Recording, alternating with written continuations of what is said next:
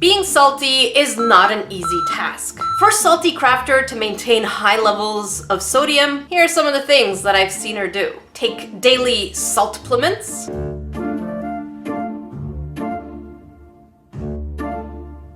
And I don't know why, but she really does enjoy chasing the letter carrier. I guess bad deliveries, someone's gotta pay for them.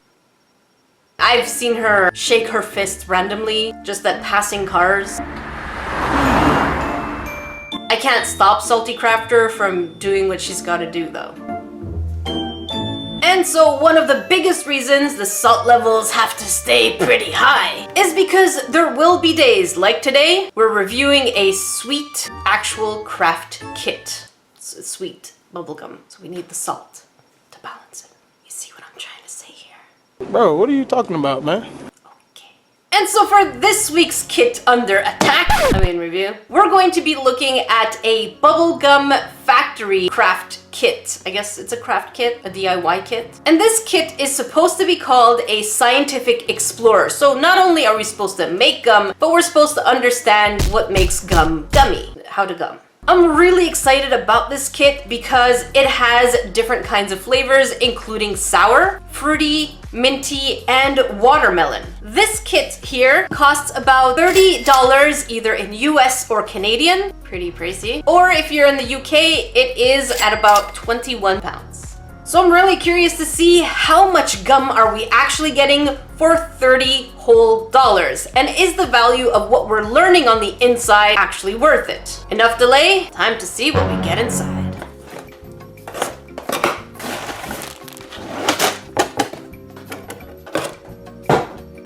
Here's what we get inside. 1 ounce of citric acid, 0.3 ounces of blueberry flavor, mint, and watermelon, 8 ounces of confectionery sugar, powdered sugar, 2 ounces of corn syrup. Nobody said this was going to be healthy. And a gum base, which I don't know what it is. It just says gum base.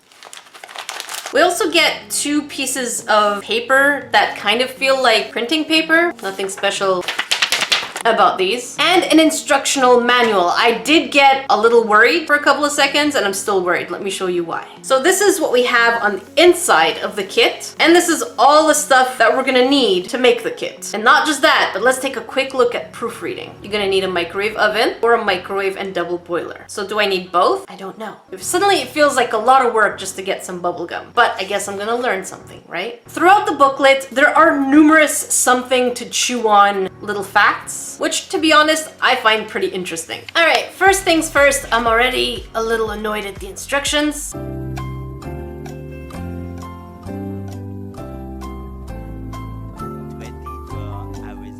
Because I'm supposed to get a disposable microwave cup. Bruh. Because every household has one of those. So I had to go to a coffee shop and pick a couple of these up. All right, now we're supposed to take 1 tablespoon of this gum base and then put some water in there.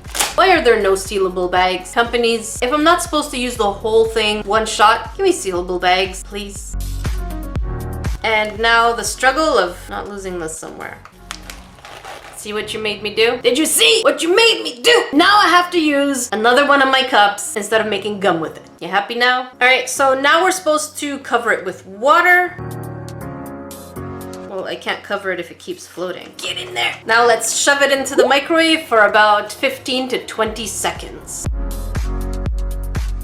All right, so I've drained the water out. So for those of you who are like, But Jakey, you're doing it wrong and you're not following the instructions. No. If you have trust issues, it's not up to me to fix those trust issues. But if you do, here are the instructions. You can read it all you want and try it out Yourself. So the idea here is I'm supposed to stir it and it's supposed to be smooth. Still very pellet-like. So I have to put it back into the microwave and heat it up again, try and stir it again until we get something smooth. A few moments later. So I put it in the microwave for about 25 seconds more. There you go. So it really needed like about 40 seconds in total. Now for the corn syrup. Again, with the non-sealable bags. Oh, this is my first encounter with corn syrup. There you go. Come on, on, buddy. You can do it. Okay, so now we just have to stir these in. That is so not an ideal container. Why can't they give us a proper container to do this stuff in? What is that? I had to go get another teaspoon because they don't give us anything to measure with, but that took all of 20 seconds. One of the many frustrating things about this kit is that there's just no picture instructions. So I don't know if I'm headed in the right direction. I don't know what the end result is supposed to be because the box doesn't have any pictures either. Neither does the booklet. Give me a hint, please. This is what I have so far, and we're going to be adding our watermelon flavor. It says half a teaspoon. And it doesn't smell like watermelon, it just smells like sugar. I highly doubt the flavor is going to disperse properly, but I think we have to go in manually at some point anyways. It's like a spider web.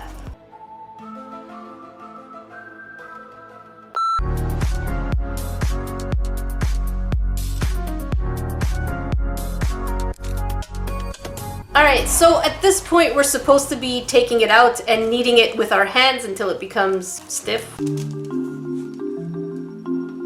So according to the instructions, the more you knead it, the better. So I'm just going to keep kneading it until it can take the other full 1 tablespoon of sugar. So what I ended up doing was kneading the gum, adding more sugar, kneading the gum, adding more sugar, and then I was tasting it as they suggested to see if the flavor was good enough. The flavor, it did not taste like watermelon. So I added a little bit more watermelon flavoring because I want it to taste like watermelon. And I added some citric acid. I've never really put citric acid purely in my mouth, so I think I'm gonna do that now. How sour can this be? Oh, ooh, wow. Yep, seems to be just the right amount.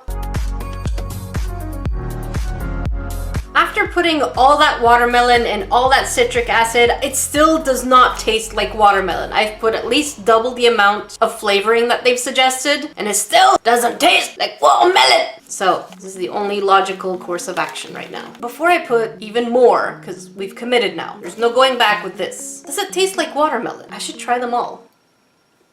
That is faint. It's like maybe watermelon. So no wonder I'm kneading and it's not giving me back any flavor. So I highly doubt it's going to be like a Hubba Bubba watermelon. It's going to be like maybe someone already chewed it, left it aside for a few days, and you're like, oh, I'll try this. And so it's kind of there, but someone already got the best parts of it. So here's our gum after about 20-25 minutes of kneading. I just made it into a cylinder by just doing this. And now they say to just cut it into different pieces and roll them into balls and then shove them into that one resealable bag they give us. So it's your storage, really. And then we're gonna do a taste test. Wow, that is not cutting.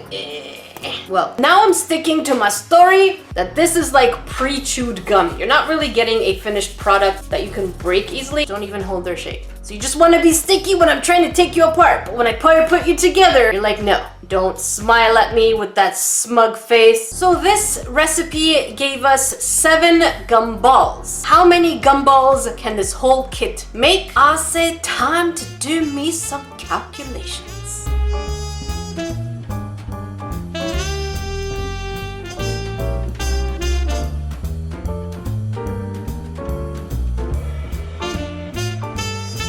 I say 71 gum balls, which in essence means for a $30 kit, each piece of gum is 42 cents. Alright, so now for the moment of truth, which is testing out our 42-cent gumball. Definitely a bulk item. Oh, gross. Oh no. That is more disappointing than a high school dance. Ugh.